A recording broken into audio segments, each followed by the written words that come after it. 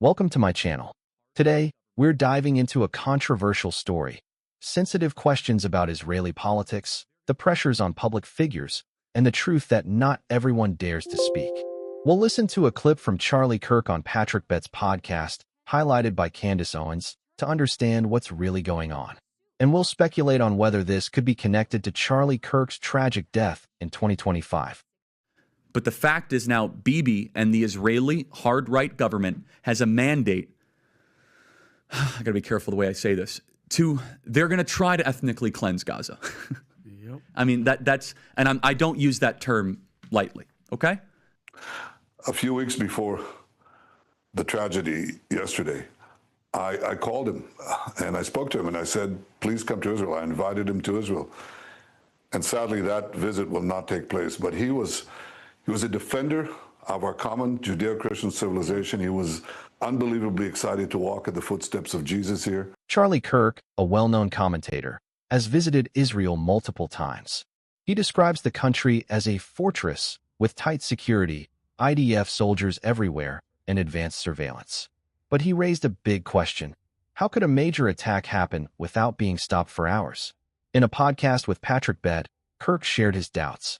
He said Israel, the size of New Jersey, couldn't let an incident drag on for 6 hours without response. He even asked, was there a stand-down order? Did someone in the government tell the military not to act? Kirk didn't stop there. He mentioned the unstable political situation in Israel before the attack. Tens of thousands of people were protesting against Prime Minister Benjamin Netanyahu's judicial reforms, accused of changing Israel's constitution. But after the attack, all protests were canceled, and Netanyahu suddenly gained more power than ever with an emergency government. The most shocking part of Kirk's discussion was when he used the term ethnic cleansing to describe the plans of Israel's right-wing government under Netanyahu. He said they intended to remove 2.5 million people from Gaza. Kirk emphasized that he didn't use the term lightly, but he believed the Israeli government had reasons to seek justice and revenge after brutal acts against women and children. But Kirk also offered other theories. Could there be traitors in the Israeli government? Did someone in intelligence deliberately ignore information? He even shared that some IDF members told him Israel faces political divisions similar to those in America. These questions show Kirk wasn't just supporting Israel blindly, he was thinking independently, unafraid to raise tough issues. I don't think it, I know it. He was going through a lot and there was a lot of pressure. And it's hard for me to watch the people who were pressuring him, I don't know, just say the things that they're saying. You know, there's something about it that just feels really fake to me. And they would have allowed him to lose and wanted him to lose everything for changing or even slightly modifying an opinion. And then to see them doing what they're doing today, it's hurtful to me. It's very hurtful to me. This is where Candace Owens enters the story. As someone who always seeks the truth, Owens defended Kirk. She said Kirk was under immense pressure from those who once supported or funded his movement. These people seemed unhappy when Kirk questioned the Israeli government. They might have even threatened to withdraw support if he continued voicing his thoughts. Owens felt heartbroken seeing those who once backed Kirk now acting fake after what happened to him. She emphasized that Kirk, like her, always dug deep for the truth, even if it came with great risks. Questioning sensitive issues like Israel's policies can cost a public figure their support, reputation, and even their career. So I've been to Israel many times. The whole country's a fortress. When I first heard this story, I still had the same gut instinct that I did initially. I find this very hard to believe. I've been to that Gaza border. You cannot go 10 feet without running into a 19-year-old with an AR-15 or an automatic machine gun that's an IDF soldier, right? The whole country is surveilled. And so let me just kind of go through this. We don't talk about Israeli politics very often, and most Americans don't know this. The last 9 months, Israel was on the brink of civil war. It's not an exaggeration. This judicial stuff, there were hundreds of thousands of Israelis taking to the streets because Bibi Netanyahu is basically redefining the Israeli constitution. That's not an exaggeration, right? He said the judicial branch has too much power. There were protests planned this week against Netanyahu, where they anticipated tens of thousands of people to take to the streets. That's all gone, Patrick.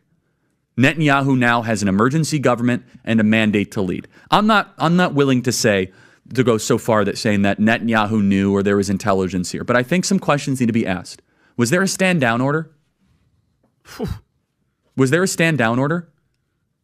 6 hours? I don't believe it. Israel's the size of New Jersey. When I took a helicopter ride from Jerusalem to the Gaza border, it's 45 minutes. Wow. 6 hours. They're live streaming the killing of Jews. Did somebody in the government say stand down? That is a legitimate, non-conspiracy question.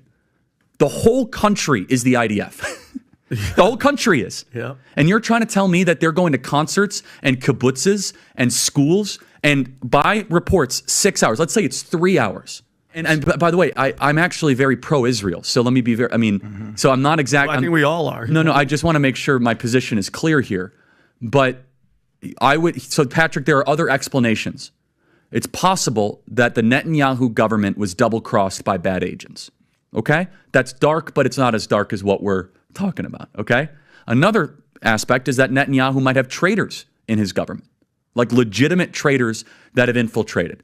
I was texting with some senior people in the IDF, and they said, Charlie, I can't say too much, but let's just say the same problem you have with the left in America, we have here in Israel. So there's something to think about.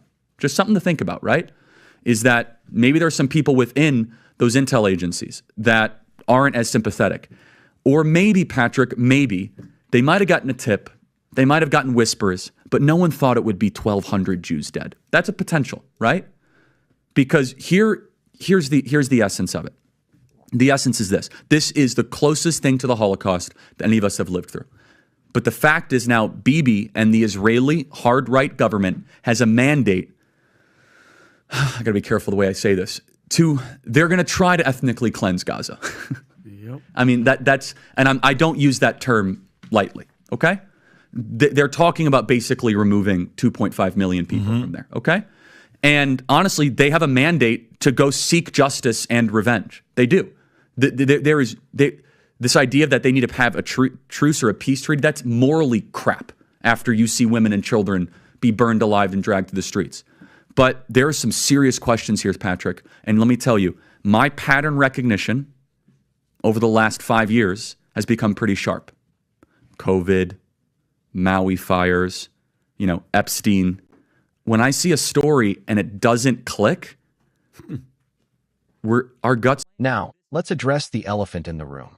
Charlie Kirk's tragic death on September 10th, 2025.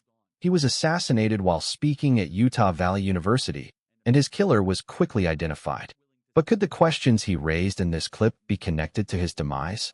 Based on what Candace Owens highlighted, the immense pressure from powerful interests uncomfortable with his independent thinking, it's reasonable to speculate. Kirk was challenging narratives about Netanyahu and Israel's actions in Gaza, which could have alienated pro-Israel donors and groups that funded conservative movements. In the original discussion, it's noted that there could be more behind it, and someone was pulling strings behind the scenes.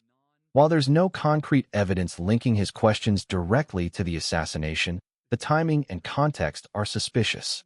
This conversation isn't just about Israeli politics or Gaza. It's a reminder that speaking the truth, especially when challenging powerful interests, comes at a high cost. Charlie Kirk dared to ask questions, and Candace Owens was right to point out the pressures he faced, which may even tie into his untimely death. The bigger question for us is, do we dare to think independently and seek the truth, even if it's controversial? What do you think about Charlie Kirk's questions, Candace Owens' views, and the possible link to his death? Leave your thoughts in the comments, hit like, and subscribe for more videos. Thanks for watching.